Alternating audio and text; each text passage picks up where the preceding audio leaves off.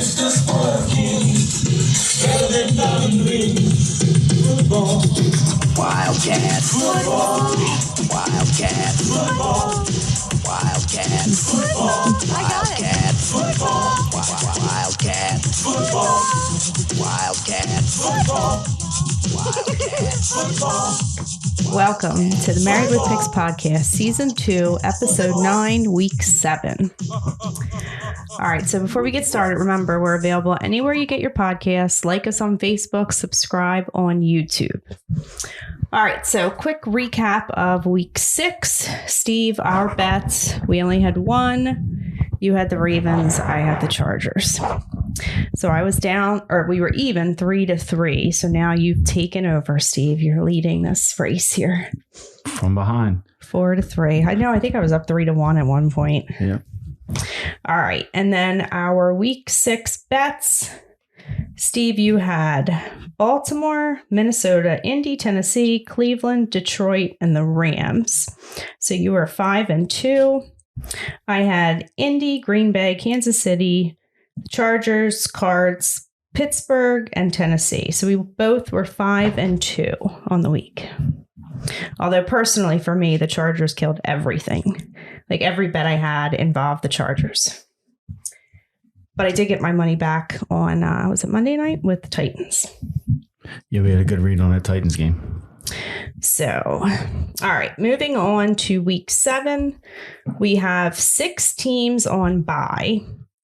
The Bills, Cowboys, Jags, Vikings, Steelers, Chargers. So only 12 games to discuss. Makes it a little more difficult. It certainly does. I think literally 2/3 of my fantasy team is on bye. Oh. It's not pretty. All right. So first game on the list is Cincinnati at Baltimore. It opened at -6 and it's currently, or opened at -6.5, currently at -6.5. So last week, obviously the Ravens defense showed up, held the Chargers to 6 points. This is a division game. In the last year, in the 2 meetings between these teams, the Ravens held the Bengals to 3 points in each game. One of those games was with Joe Burrow. One was later in the season after he was injured. So my take on this game is if the Ravens defense is going to show up this week like they showed up last week, it's going to be a similar result to what happened last year for the Bengals.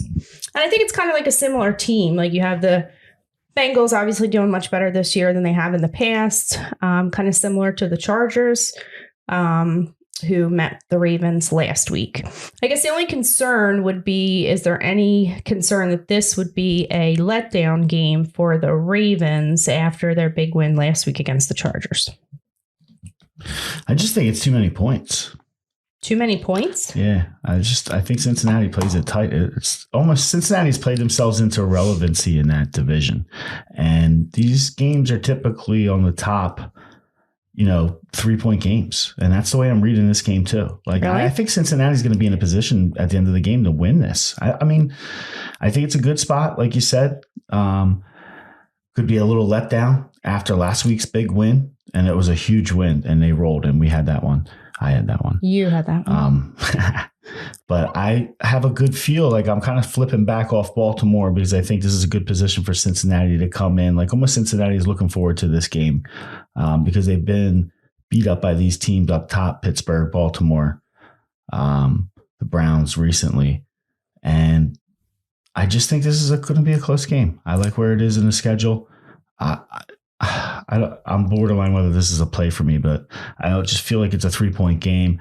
It's probably like a Stover miracle or Stover, field goal late to win the game for Baltimore. And I hate saying I like this team to win, but this team to cover because you kind of put yourself in a window there. But that's really how I feel this game is going to go. Cincinnati possibly could win.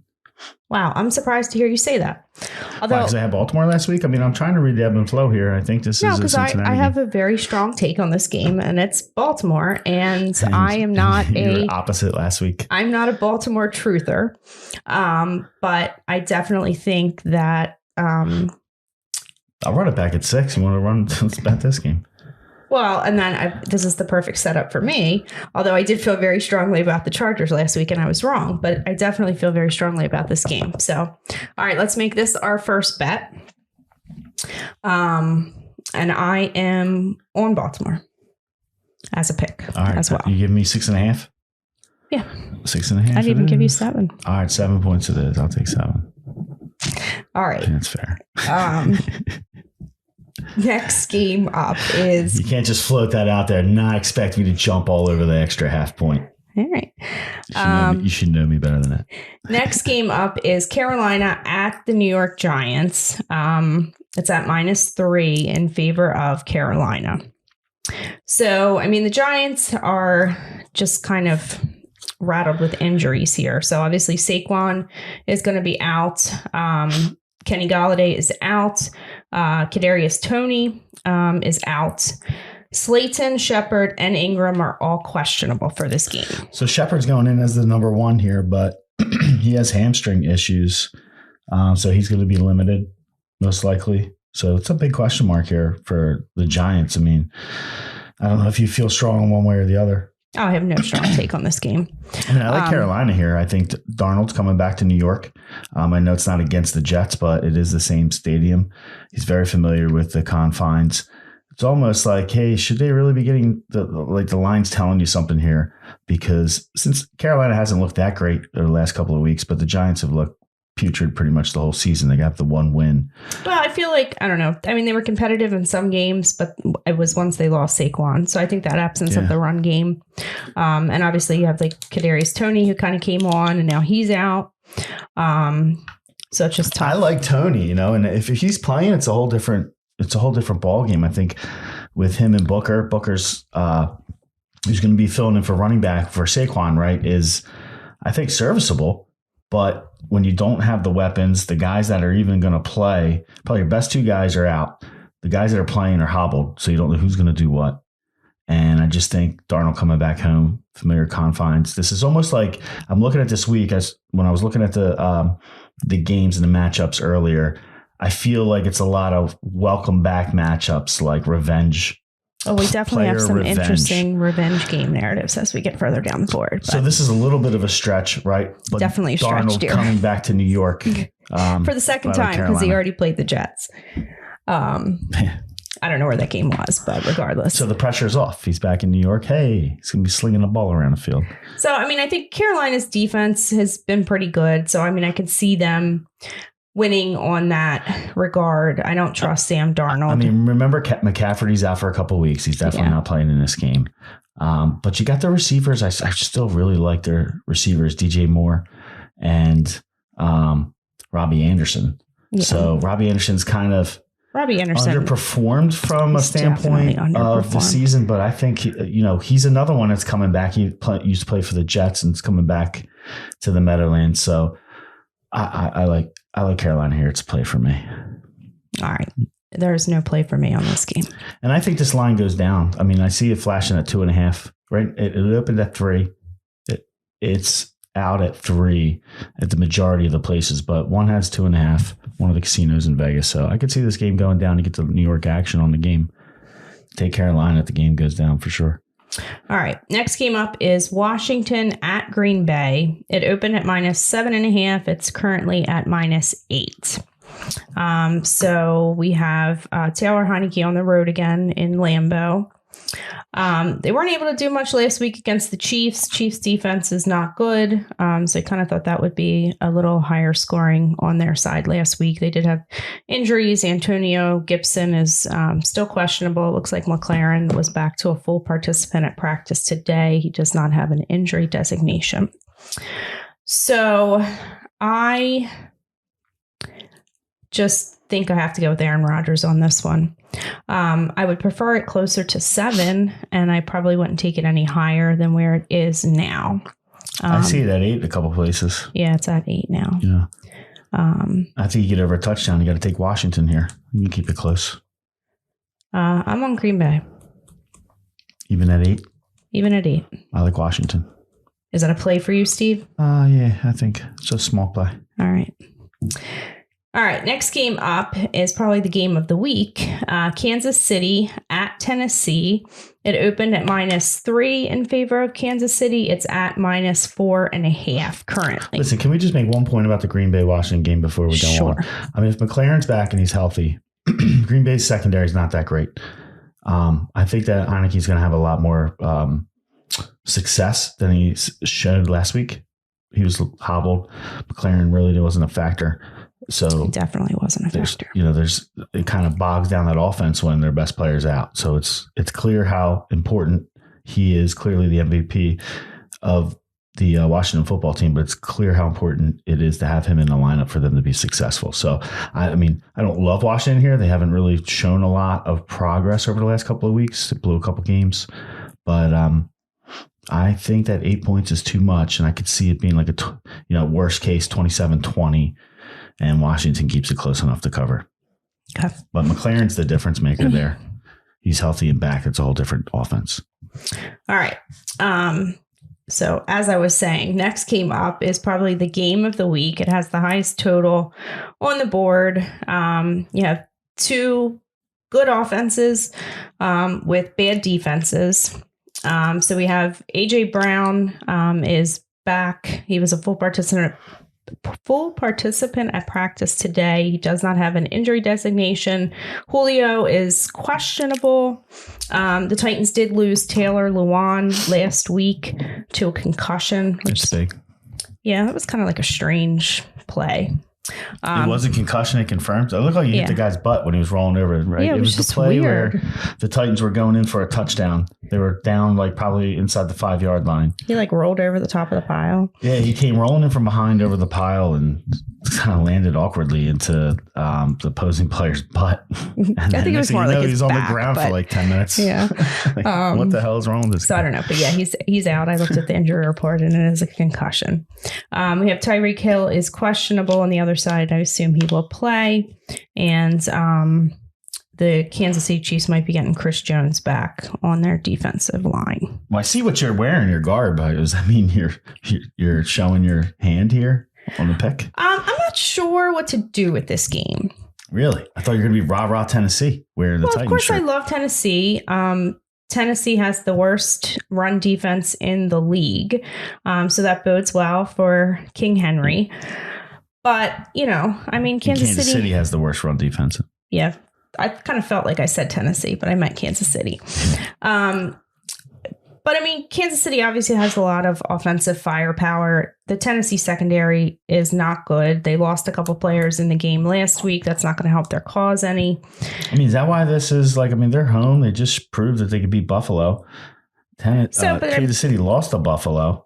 To the same extent, if only the NFL was that easy. I know. And listen, be it all for me to say something like this. Like 1 week doesn't necessarily mean the next week's going to happen, right? But 4.5, 5 points just on the road, Kansas City, it just doesn't seem right. Almost like they're telling you got to go Kansas City here. It's weird. Does it not seem high to you? Well, I guess my concern about this game is it's 3 and it's going up to 5. People are betting it. I can see Tennessee kind of staying in this game, but the Chiefs are the team. They can put up a touchdown in 2 plays. So I could see it getting away from them as well.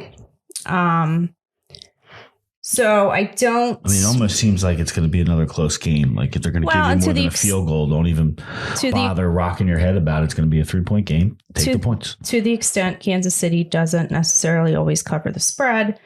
Yeah. I can see that. They did play twice in the last couple years. In the regular season, Tennessee did win by 3 points. But last year they met in the playoffs. And it was kind of that game plan where Tennessee, I think, was up early, but Kansas City just caught up and took over the game.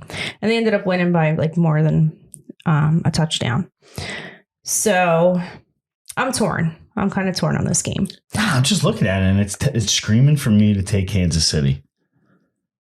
Because it doesn't make sense. It just doesn't make sense to me in my head. I know the secondary's banged up in Tennessee, and that's probably why the line's going up, because they have a high octane offense in Kansas City. But I mean, they can be had. They've been proven this year they can be had. What are they, 2-4? Who? Kansas City, what's the No. record? They're 3-3. Yeah, 3-3. I don't know. Tennessee's sitting on top of the division at 4-2, playing at home. Letdown, though. Could be a letdown after Buffalo.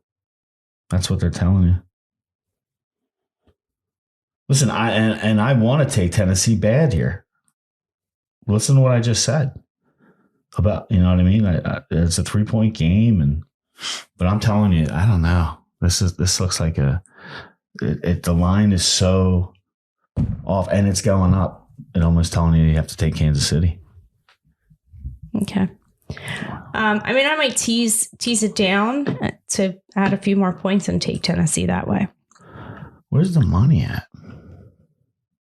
So it's 50-50? pretty even. Yeah. Wow. Who's 55 Kansas City? The percentage of bets. The percentage of the bets are slightly favored on Kansas City. It's 55-45, but the total amount of money is 50-50 on a line of 5. It's interesting. I think maybe you just stay away from this one. Yeah. Mm-hmm. All right. So moving on. Next game up is Atlanta at Miami. Opened at -3 in favor of Miami. It's now -2.5 in favor of Atlanta. So you have Atlanta coming off a bye week. Miami gave the Jags their first victory in London last week. And the Dolphins elected not to take their bye week the week after playing in London, which apparently they have that option to do. So they're going to be tired, I would assume. So kind of all factors leading up to this would point you in Atlanta's favor. And as far as I'm concerned, it's just two bad teams. So I don't really like taking Atlanta as a favorite on the road. So I kind of lean Miami, but it's not a play for me. Do you have any thoughts on this game? Yeah, I think it's going to surprise you a little bit here, but I like Miami. Okay. That doesn't surprise me. I just said I like Miami. Well, you're kind of backed off there at the end. Well, I've learned my lesson by betting these, shit show games. Well, is it a play for you or not? No, it's definitely. Sounds like it's not a play. It's not a play. Right. I like Miami. I think Tua bounces back after losing to Jacksonville. He's just kind of getting his feet wet after he came back from the injury. Jalen Waddle had 13 targets and 10 receptions. I had to pick up Jalen Waddle in our league because I'm just desperate. Yeah, 10 receptions, 70 yards, 2 touchdowns. So what that tells you is because he had, he's going on like 5, 2, 3 targets a game before Tua came back. That's his favorite receiver. What's Miami's record? Have the Alabama connection there. Are they 1-4? Miami's record is 1-5.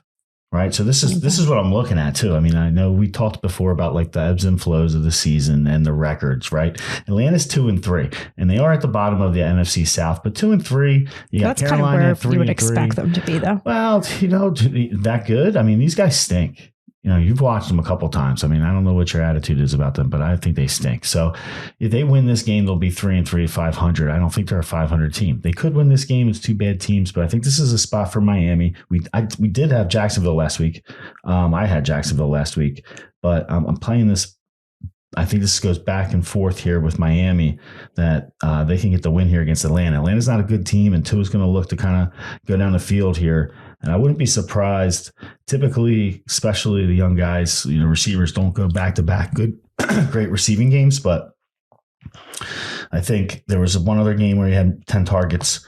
It was early when Tua was playing. It's clear that Tua is going to favor Jalen Waddle, and I think it's a good thing because that guy's really good. So I like Miami here. I think they'll win the game, maybe like 24-20, somewhere around there. But I would take Miami. The point here is they opened up as a 3-point favorite, and now they're a 2.5 point dog at home. So I think this is a live dog. Take Miami. All right, you talked me into Miami there. All right. So hard to do. Next game up is the New York Jets at the New England Patriots. It's at -7 in favor of New England. This is obviously a division game, and these teams played back in week 2, where the Patriots won 25-6.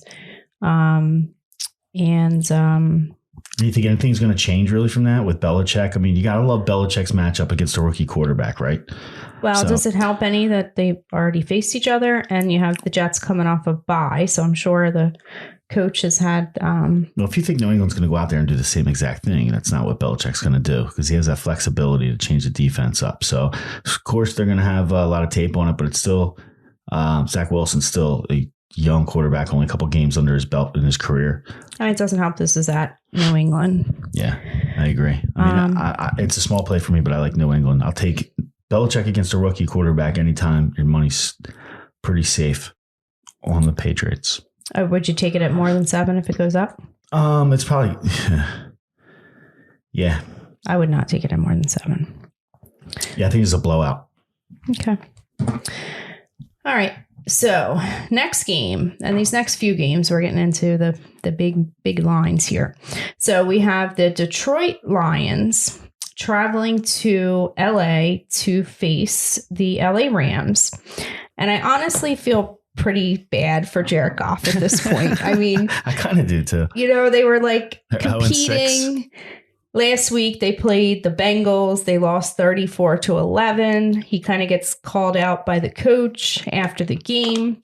And as if it's not bad enough, now he's got to go to LA and face Sean McVay with his shiny replacement upgrade in quarterback and Matt Stafford.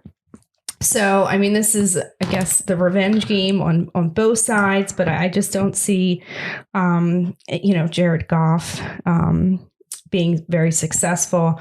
Obviously, McVay knows exactly what Goff's weaknesses are. He spent the past couple seasons hiding them and trying to scheme around them. So it is at open at minus 13.5. It's up to minus 16.5 in favor of the Rams. It's a big line. I almost want to take it, or at least put it in a teaser and tease it down a little bit. What do you think? What do you think McVay's attitude is going to be? You know, is it going to be, okay, let's not run up the score, or let's show this guy why we made this deal? No, I think that's definitely going to be his attitude. I don't know to what extent. I mean, the relationship didn't end well. I don't know, like on a personal level, I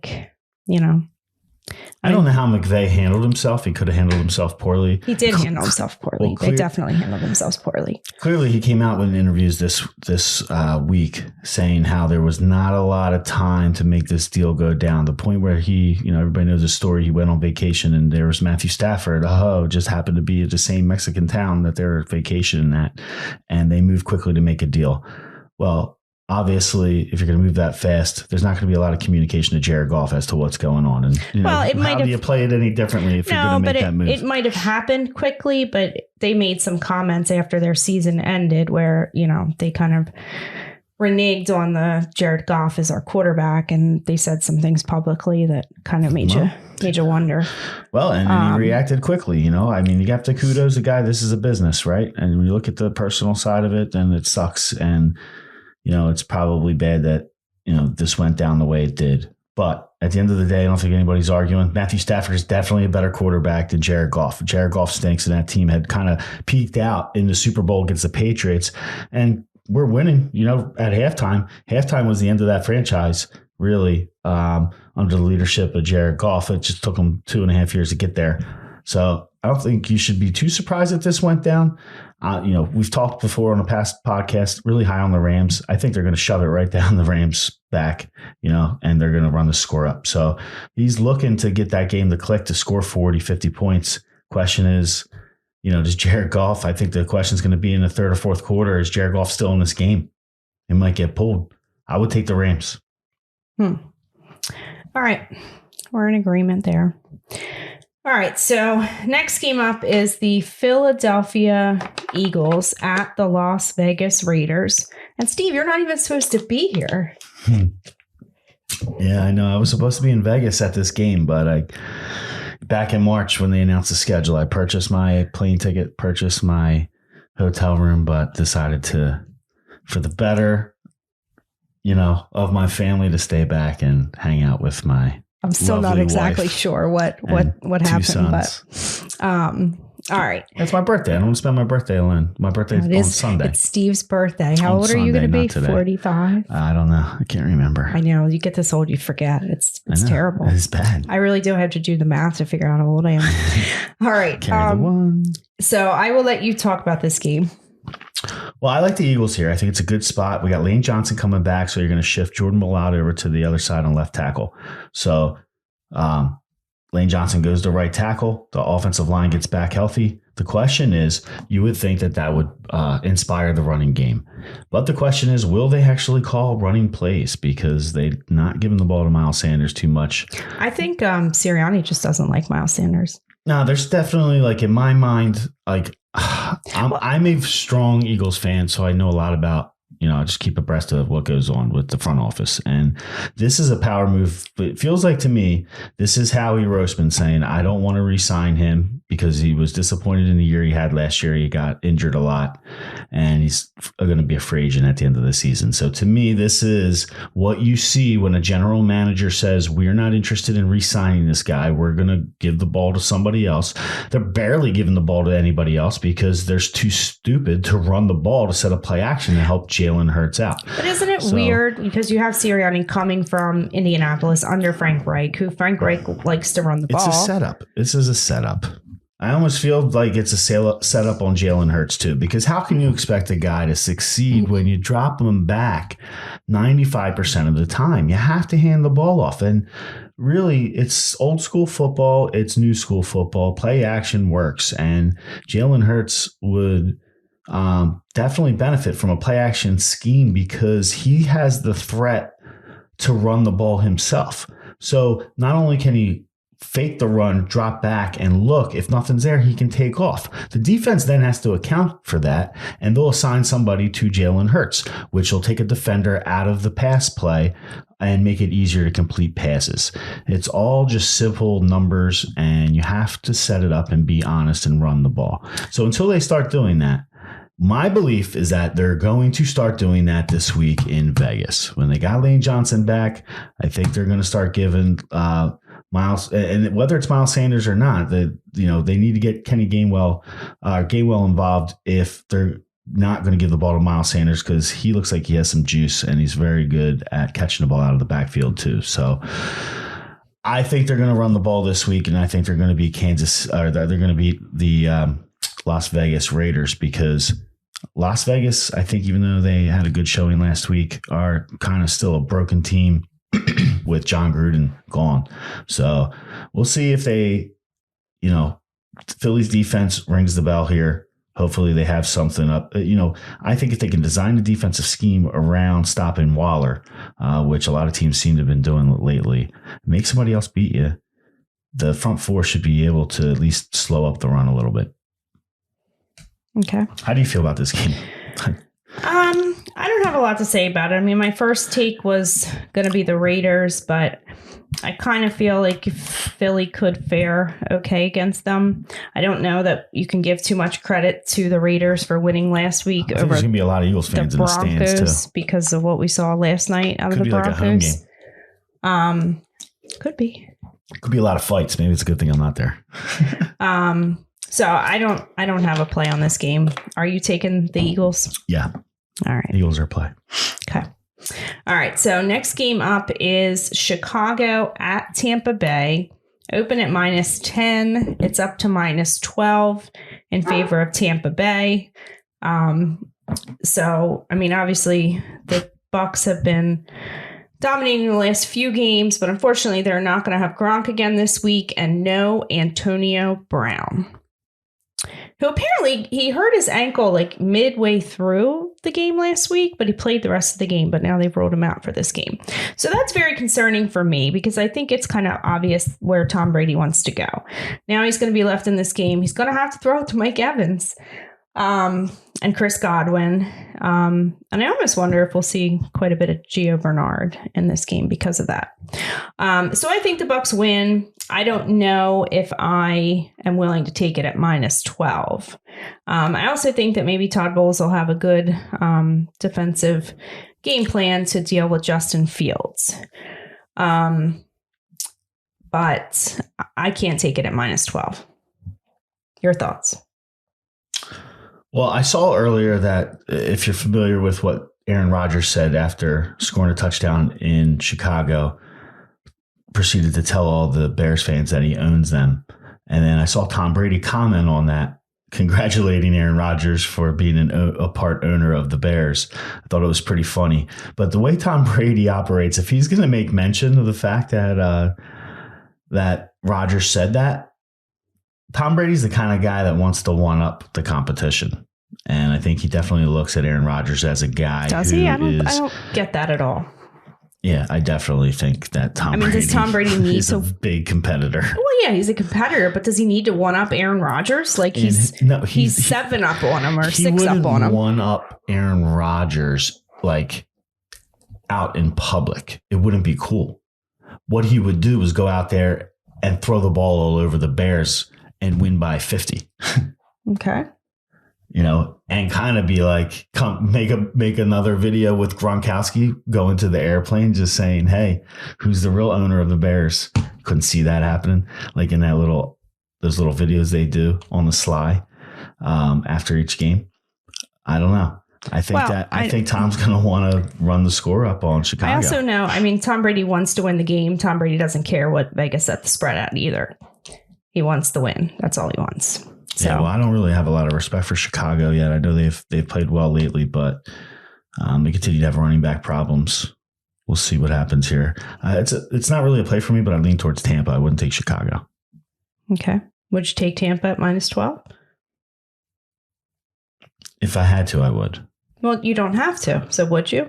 It's a lot of points. It's not a play for me, like I said. Okay. All right. So no. Okay. All right. So next game up is Houston at Arizona. It opened at -14.5 in favor of Arizona. It's now at -18. And this is kind of the second revenge game of the week because we have DeAndre Hopkins up against his former team in the Houston Texans. Don't forget about J.J. Watt.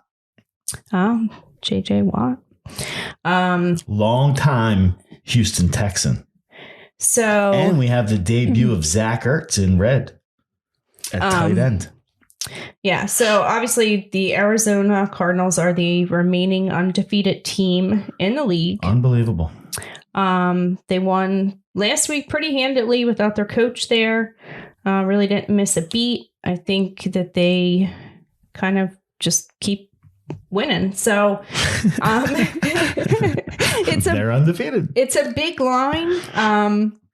But I'm kind of inclined to take it. Me too. I'll jump all over this. I think it's like a 40-point win. And I definitely am going to put it in a teaser with some of these other Davis Mills is still the quarterback, spreads. Right? Yeah, and this is him on the road. They're trying to work the run with Mark Ingram. So it's almost like whether it's going to work or not, they're still going to give him 16 to 20 carries a game, which would be good for Arizona because they'll eat that up. There's really no Tyrod Taylor. He's clearly still in the IR, although he did, I think, practice a little bit this week. So he might be back next week. We'll see. But let's jump against the Davis Mills train while we still can, while he's still a starter for Houston.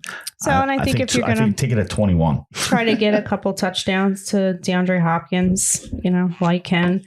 I think this Zach Ertz acquisition is very underrated. I mean, the guy can still play. He had a bad year last year, and he looked like he had a little bit of the yips. He was dropping the ball in the preseason, but during the regular season games that he played for Philadelphia, he looked like he was decent. And Arizona has no tight end, so you add somebody who unarguably can catch the ball.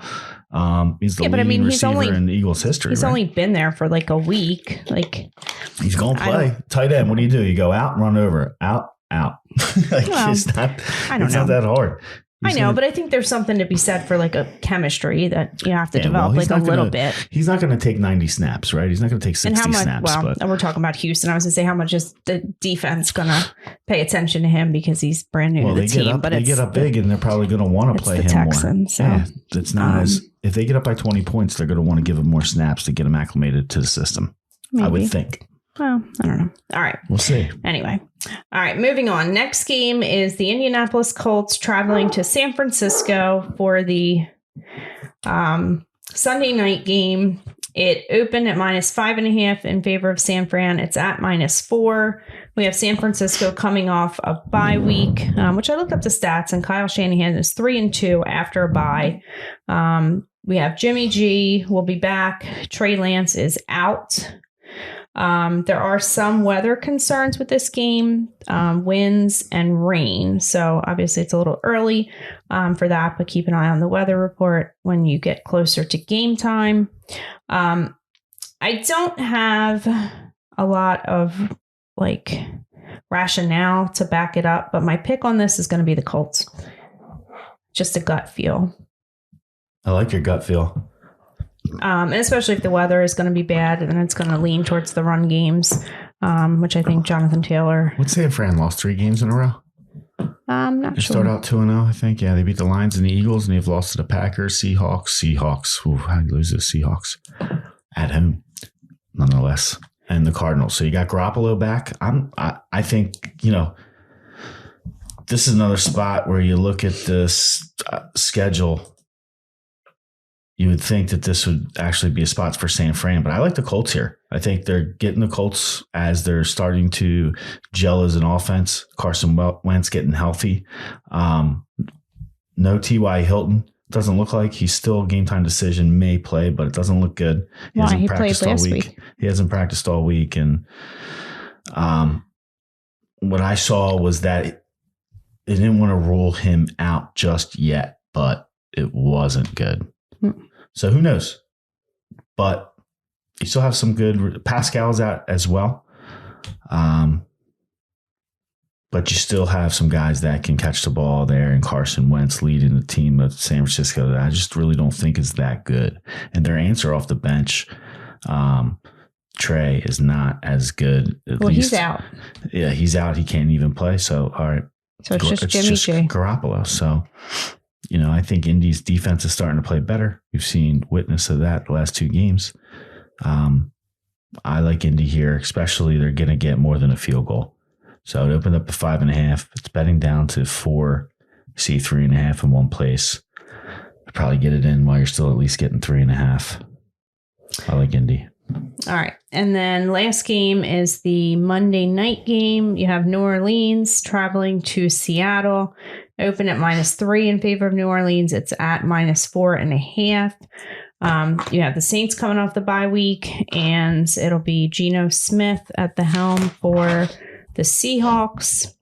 And it's kind of like a similar game to last week because the Saints have a good run defense. So I think if they're going to win, they're going to have to throw it a little bit. And I don't really trust Geno Smith to do that. So I'm going to take the Saints. Do you have any thoughts on this game?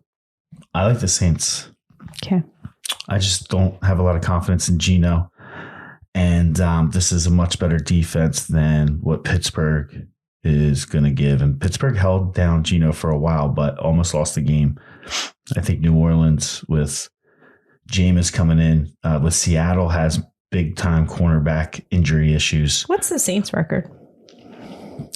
The Saints are 3-2. Seattle is 2-4. But, if Russell Wilson's quarterback, and I think it's a whole different story, but I think you take New Orleans here on the road. All right. Well, that'll do it. All right, let's see. Best bets of the week, Steve.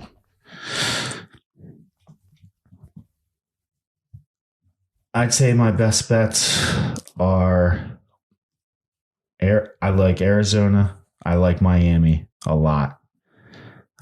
Indy's a big play for me. I like them getting more than a field goal for sure.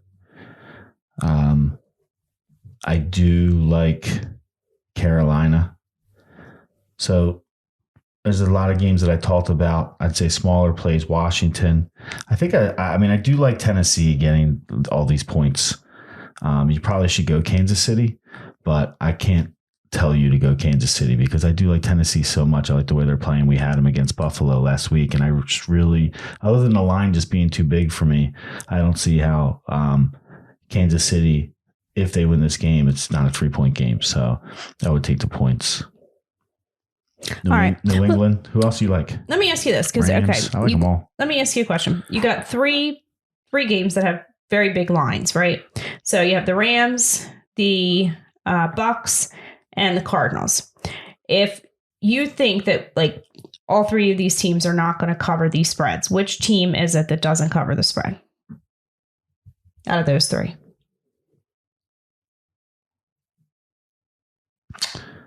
I think they're all going to cover. Okay. Because I was going to say, like, out of those three, I would say Tampa Bay is the one that's not going to cover. But anyway, all right. So my best, I only have one best bet. It's Baltimore. And then I'm going to tease the Packers, Rams, and I had to cross Tampa Bay off because I'm a little worried about that game without AB. I really am. And the Cardinals. I'm going to tease those three down because I definitely think that those teams will win. I just worry about those big numbers on the spreads. You like Atlanta? No, I don't like Atlanta. So we only bet on the Cincy-Baltimore game? Yes. Okay. And then underdogs would be Tennessee. I could see them at least keeping it close. Indy. And I'm really torn on the Tampa Bay game, so I could almost see Chicago covering the 12. Do you have anybody like for fantasy football that you would look at, like if you're playing a FanDuel lineup? Well, I think you got to look at Derrick Henry. I like the kind of revenge game narrative for DeAndre Hopkins. I mentioned Gio Bernard because Gronk not being there, AB not being there, and Chicago maybe being able to get some pressure on Brady. I could see him dumping it off a lot to Giovanni Bernard. And to the extent you need to save some salary in DFS to get King Henry in your lineup, I think that's a good play. Would you play Kyler Murray? You know, thinking Yes, that DeAndre definitely. Hopkins is, you know, Houston seems like their defense could give up a lot of points here. Yeah, I would definitely look at him at quarterback. Maybe even James Conner, if you think it is going to be a blowout, he could get a lot of run in the second half. Jalen Waddle's another name I'll throw out there from Miami. I think he has another back-to-back. You know, he had 13 targets and 10 receptions, but he only had 70 yards. So he could still, you know, get that Atlanta defense gives up a lot of yards. And I think Latavius Murray is out for the Ravens, so I don't know who steps in there or who they go with, and I don't know that you can kind of risk that. Although remember last week you put Latavius Murray in a FanDuel lineup, and You laughed at me. I scoffed at you, and what then did you do? He scored it a was touchdown very like 30 early, seconds very into the early game, and in. you're Yes, like, oh. I was just waiting for you to say something about it, and then Bell vultured his next one. But all right, so anyway, that'll do it for us for week 7. Remember to like us on Facebook, subscribe on YouTube, and we're available anywhere you get your podcasts. Peace out.